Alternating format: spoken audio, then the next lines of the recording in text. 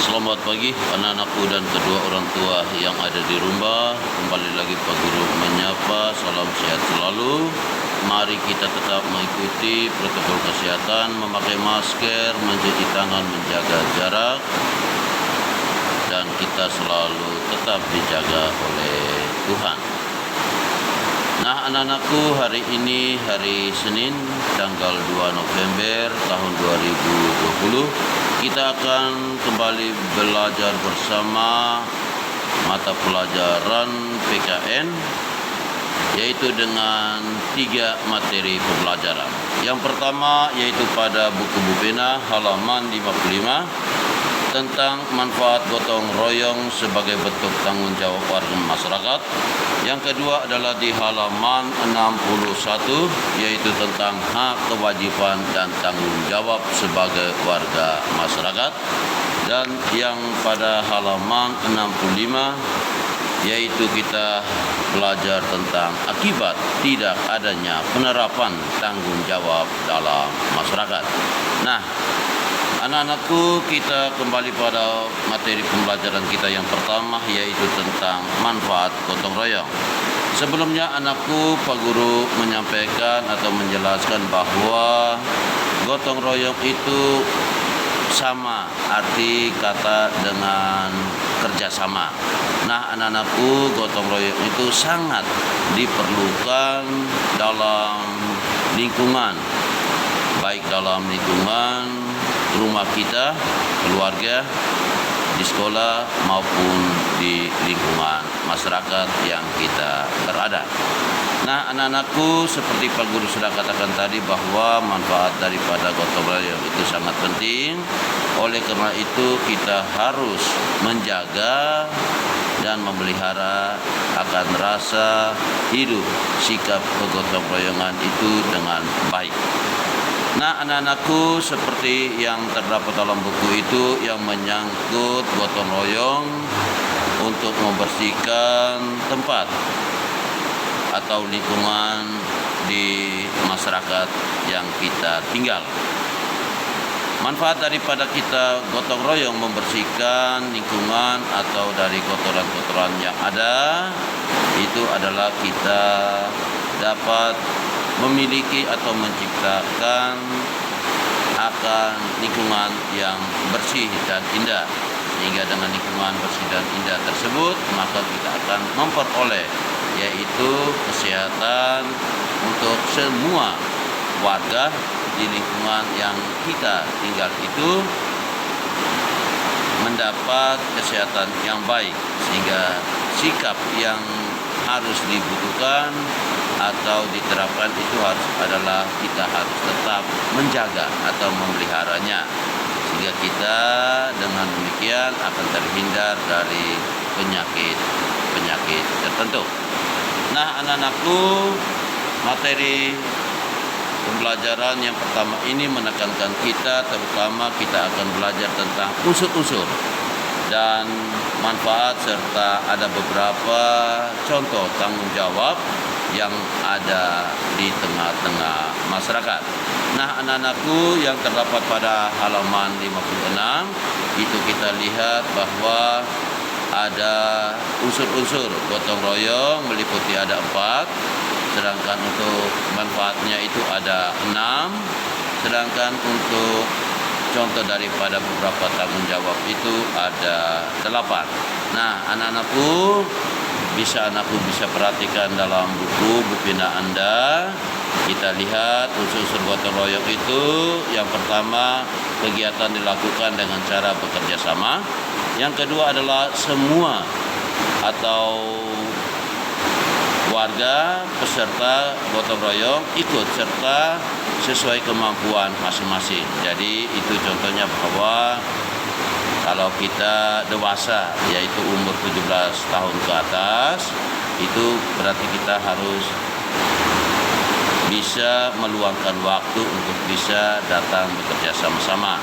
Seperti pada pembelajaran sebelumnya disampaikan bahwa kalau anak di bawah umur bisa datang mengikuti, tapi bisa membantu hal-hal seperti menyiapkan meja atau kursi untuk menaruh makanan atau minuman yang ada, atau bisa kerja hadir untuk membersihkan atau membereskan sampah atau pekerjaan-pekerjaan yang ringan. Yang ketiga adalah dilakukan secara sukarela tanpa pamrih. Artinya bahwa kita bekerja itu kita tidak menuntut upah. Karena itu kita berada di lingkungan masyarakat. Artinya itu pekerjaan dilaksanakan atas kesadaran pribadi atau pekerjaan itu secara sosial. Yang keempat adalah bermanfaat bagi kepentingan bersama. Seperti tadi Pak Guru sudah katakan bahwa jika sikap gotong royong kita terapkan, maka hasil terutama untuk kita gotong royong itu akan kita mendapatkan atau menciptakan suatu rasa kehidupan yang sehat walafiat. Berikut yang menyangkut manfaat daripada penerapan gotong royong dalam kehidupan kita di masyarakat itu. Yang pertama yaitu membuat pekerjaan menjadi lebih cepat selesai. Jadi kalau kita kerja sama-sama, walaupun pekerjaan itu berat, besar, tapi kalau kita bersatu padu gotong royong, maka pekerjaan itu akan cepat selesai. Yang kedua adalah pekerjaan yang sulit lebih mudah diselesaikan bersama-sama. Jadi pekerjaan yang sulit artinya yang jumlahnya besar. Nah, maka dengan adanya kegotong royongan itu, maka pekerjaan akan lebih ringan. Yang ketiga adalah memperkuat rasa persatuan dan kesatuan antar warga. Artinya bahwa dengan gotong royong itu kita saling mengenal satu sama lain di antara kita. Nah, apa Guru ingatkan lagi bahwa dalam kehidupan kita di tengah-tengah masyarakat itu ada berbagai macam perbedaan agama, suku, golongan. Tapi dengan adanya sikap gotong royong atau kerjasama itu berarti bahwa kita akan menciptakan suasana hidup bersaudara atau menciptakan suatu rasa kekeluargaan yang tinggi dalam kehidupan kita masyarakat. Yang keempat adalah memupuk solidaritas dan semangat kebersamaan antar warga. Artinya bahwa dengan adanya kegotong royongan itu juga bahwa pasti akan muncul suatu sikap solidaritas, adalah kita saling membantu satu sama lain bila mungkin ada susah atau mungkin ada hajat-hajat atau upacara atau hal-hal yang menyangkut dalam keluarga. Pasti di sekitar kita ada tetangga, kita saling membantu atau menolong. Yang kelima adalah menciptakan hubungan yang harmonis antar warga. Sehingga Pak Guru ingatkan lagi bahwa kalau kita bersama-sama datang bekerja sama, kegotong royongan itu kita ciptakan, maka hubungan di antara kita itu pasti akan erat, pasti akan dekat. Kita akan dijauhi dari sikap-sikap egois, iri hati, dengki, atau istilahnya bahwa malas tahu itu pasti akan terhindar. Sehingga kita akan mempererat hubungan yang harmonis, artinya itu kita hidup aman. Ya. Yang keenam yaitu menumbuhkan sikap tolong menolong dan kekeluargaan antar warga. Jadi yang poin yang terakhir itu sebagai akhir daripada inti daripada yang namanya sikap kegotong royongan itu, yaitu pasti kita akan menumbuhkan rasa prihatin atau bisa menciptakan rasa keprihatinan kita pribadi, keluarga kita terhadap orang lain di sekitar kita. Nah, itu yang manfaat daripada kita bergotong royong dalam melaksanakan suatu kegiatan di tengah-tengah hidup masyarakat.